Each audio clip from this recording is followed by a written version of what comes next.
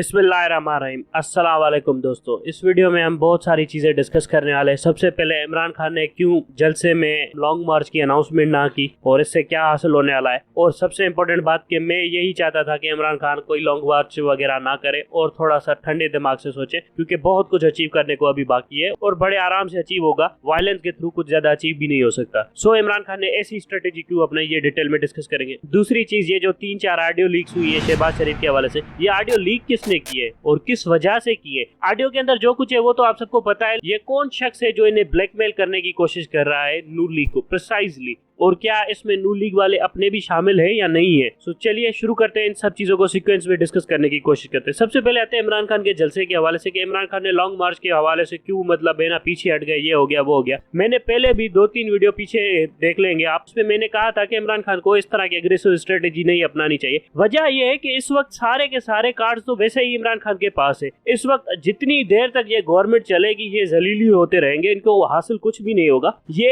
एक ऐसी गेम में फंस गए जिसमें इनके सामने डिफीट लाजमी है, और मतलब इनएविटेबल अनअवॉइडेबल डिफीट है नून लीग के सामने और आर्मी के सामने। अब ये चाहते हैं कि ये लंबी खेलना चाहते हैं, लंबी खेलेंगे तो और ज्यादा हारेंगे। अब इस हुकूमत के पास टाइम कितना बच गया है, तकरीबन 10 महीने और 12 महीने, ज्यादा से ज्यादा 12 महीने और कम से कम 10 महीने बचे। उसके बाद तो इनको वैसे ही इलेक्शन करवाने, इमरान खान को तो इलेक्शन वैसे ही मिल जाएगा, और 10 महीनों तक तो इमरान खान का मोमेंटम वैसे ही चलता रहेगा जितना मोमेंटम अभी है, बल्कि और ज्यादा बढ़ जाएगा। ना इनसे इकोनॉमी संभलनी है, बल्कि इनकी और सारे करप्शन के स्कैंडल वगैरह वगैरह सब कुछ सामने आने और सिस्टम को और ज्यादा एक्सपोज होना है। सो इमरान खान के पास ज्यादा से ज्यादा कार्ड अवेलेबल है। अब जाकर इस्लामाबाद में जाकर हमला करके बैठ जाना, इससे ज्यादा कुछ हासिल भी नहीं होगा और उनको कहने के लिए बहुत कुछ मिल जाएगा, देखिए ये बाय फोर्स हमसे ताकत छीनना चाहते हैं वगैरह वगैरह। ठीक है, अब इमरान खान इनको साइकोलॉजिकली ब्लैकमेल बहुत अच्छी तरीके से करा है। एक बार मतलब इनको कहता है कि मैं आ रहा हूँ और उसके बाद ये तैयारियां कर लेते, फिर इमरान खान नहीं जाता। इमरान खान को इस वक्त सबसे ज्यादा 2 काम करने की जरूरत है और वो शायद कर भी रहा है। एक, अपने कॉन्टेक्ट बढ़ाए, अपनी मैनेजमेंट, अपने जो लोग है, अपना जो स्ट्रक्चर है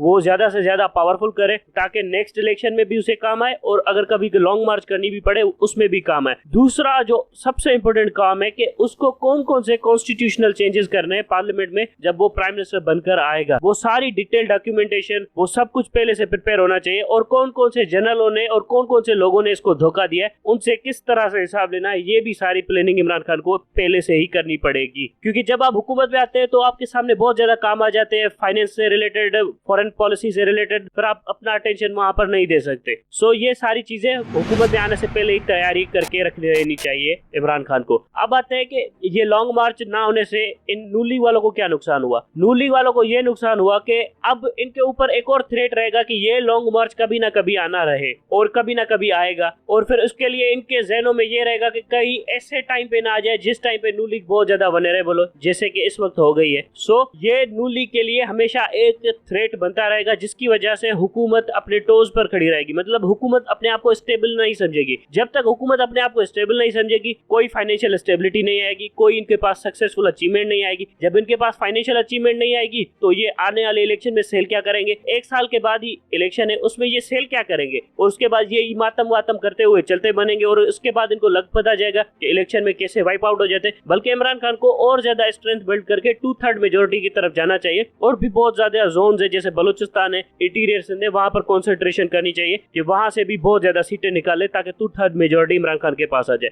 अब आते हैं ये जो ऑडियो लीक्स और कौन इनको ब्लैकमेल करने की कोशिश कर रहा है, मुस्लिम लीग नून को। सीधी सीधी बात है, ये जो भी ऑडियो लीक्स इस वक्त हुई है, ये मुस्लिम लीग नून को ब्लैकमेल करने की कोशिश की जा रही है। अब ब्लैकमेल करना और ऑडियो लीक्स करवाना सिर्फ आर्मी का ही काम होता है मेजोरिटी ऑफ द टाइम। थोड़ा बहुत काम ये नून लीग वाले भी करते हैं, लेकिन आर्मी इसमें बिल्कुल सुपर एफिशिएंट है, अपने लोगों की रेकी करना और उसके बाद उनकी ऑडियो को लीक करवाना। अब ये जो ऑडियो लीक्स हुई है, इसमें आप प्रिसाइजली समझ ले 2 से 3 मतलब है ना, एक छोटे से इंटरवल्स दिए गए। उसमें से पहला जो अटैक किया गया है वो किया गया है इसहाक डार के ऊपर, और दूसरा अटैक किया गया है मरियम नवाज के ऊपर, तीसरा इन जनरल अटैक किया गया है ओवरऑल मुस्लिम लीग नून के ऊपर। मतलब मुस्लिम लीग नून को ये वार्निंग दी गई है एस्टेब्लिशमेंट की तरफ से, बी इन योर लिमिट्स। सो मेहरबानी करके ये जो आप करने की कोशिश कर रहे हैं ना कि यहाँ वहां से इसहाक डार को लाएंगे, हम यूं कब्जा कर लेंगे, हम सिस्टम में से ये चीजें निकालेंगे। सो ये कोई सोचे भी ना, हमने आपको लाया और हम चाहे तो 1 मिनट में आपको हटा सकते हैं। सो ये इस तरह की वार्निंग्स वगैरह नूली को दी जा रही। अब इससे ये साबित होता है कि इस हुकूमत की क्रेडिबिलिटी क्या है, और ये इससे ये भी साबित होता है जो फौजी जनरल कहते हैं ना कि हमने तो